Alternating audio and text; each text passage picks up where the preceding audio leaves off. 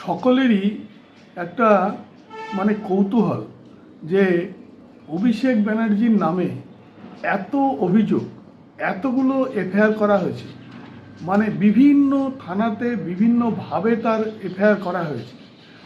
আমরা যদি পুরনো ইতিহাসের দিকে ফিরে যাই, চেঙ্গিস খাঁ বলুন, সুলতান মাহমুদ বলুন, মোহাম্মদ ঘুরি বলুন, ইখতিয়ার উদ্দিন মোহাম্মদ বিন বখতিয়ার খলজি বলুন, তো যে সমস্ত মুসলমান রাজারা তার পরবর্তীকালে যে ব্রিটিশ ভারতবর্ষে এসেছিল, এরা সকলেই ভারতবর্ষ থেকে লুট করে নিয়ে গেছে।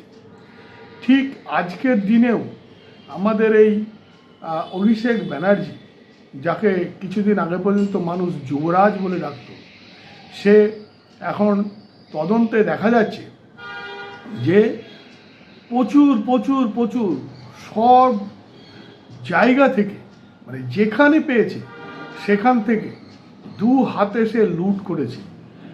এত এত এত পয়সা সে লুট করেছে যে তার কোনো হিসাব নেই, এবং এত অপরাধ করেছে, নারীদেরকে ব্যবহার করেছে।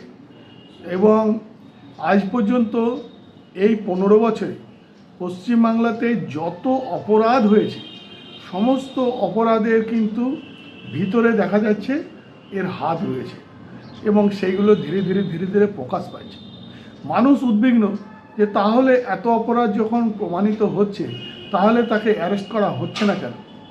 আজ 6ই জুলাই, আজ আমি আবার আগেরবারের মতো ফোরকাস্ট করছি যে আগামী 15 দিনের মধ্যে যে অভিষেক ব্যানার্জি, ও কিন্তু অ্যারেস্টেড হবে।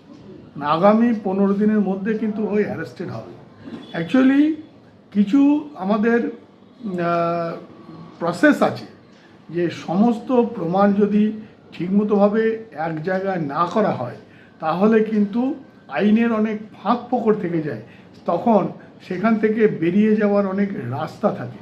তো ওকে এমনভাবে অ্যারেস্ট করা হবে যাতে ও আর কোনো দিন ওই তিহার জেল থেকে বাইরে বেরিয়ে আসতে না পারে।